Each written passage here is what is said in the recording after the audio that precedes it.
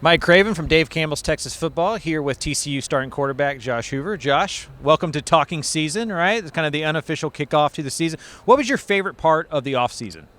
Favorite part of the offseason, man, spring was great. I loved getting those new guys out there, seeing what we had, and just answered a lot of questions I had. I knew what we thought we had, but it's good to get out there and make sure that the guys you bring in are who you think they are. And so it was really encouraging to see some of the receivers we brought in, just the talent they have, their abilities, and how they're going to fit into our offense. So I couldn't be more excited about that, and that was fun.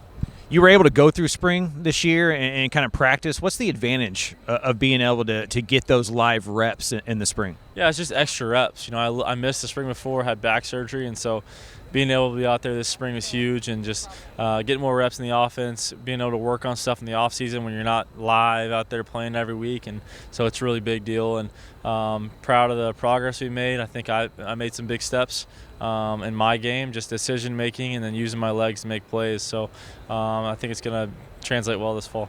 Kind of a slower start last year. You guys are 3-3 after the first 6 and then win 6 of the last 7. What do you think the biggest difference was between the start and the end of the season? I think just the details, and we did a better job taking care of the football as an entire offense, and a lot of that comes back to me. And I think just growing as a quarterback, you understand, and the more you play, just the better you get at distributing the ball and just making good decisions. So I think carrying that on this fall is going to be huge.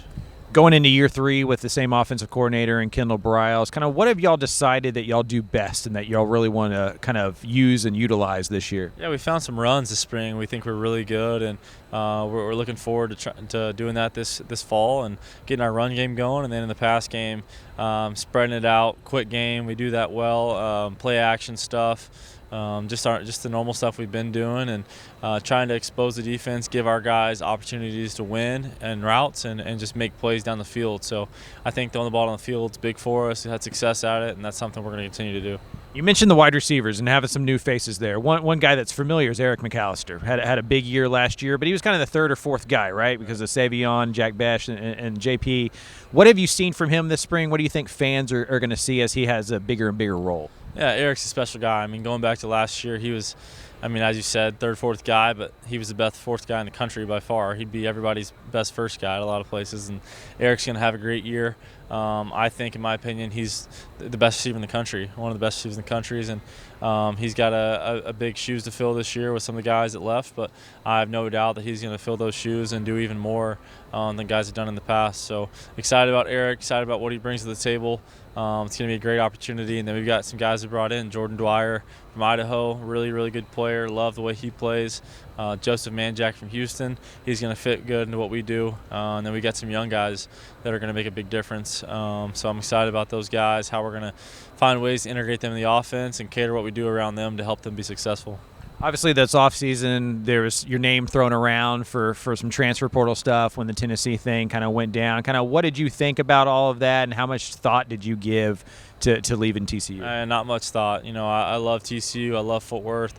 Said it before, that's the place I want to be, and there wasn't much thought behind it. I wanted to be here with my teammates and go win a Big 12 championship, and that's what I'm focused on. How do players in this era kind of navigate all of that? The NIL, now the rev share, the transfer portal. Like, do y'all talk about that in the locker room, or is that just kind of an individual thing that everybody kind of does on their own? Yeah, it kind of gets thrown around. You hear about different cases and different scenarios, and guys, a lot of it you just laugh about. It's kind of a tough situation, but I think the way college football is headed, I think it's going to be good for the game. I think they're starting to get some structure around it to keep teams together, put a little more rules out there to keep things going. And in my opinion, it wasn't heading in a good direction. I think it's going to be headed better now based on what we're doing. So I'm excited about the future of college football. And as far as a team, most guys they love TCU. There's not many guys just trying to transfer from TCU. It's a great place. There's so many things to offer that TCU has, and it's a special school.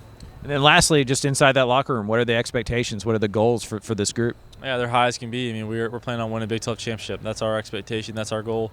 Do that, and then we worry about getting in the playoff and finishing off the right way, differently than we did in 2022. That's what our goal is, to get back to the national championship game and find a way to win it. Do you feel like people are kind of undervaluing TCU and kind of overlooking y'all going into this season? Is that what y'all like? Yeah, that's just kind of how it's always been at TCU. People always underestimate those guys. And every single year, you look at the record, the history of the Big 12, they're always a top team. And so it's no different for us. We're a blue-collar team, chip on our shoulder, and we're not worried about that. We're just worried about getting better and going in and proving people wrong. All right. TCU quarterback Josh Hoover, appreciate the time. Thank you. Appreciate it. Thanks. Yes, sir.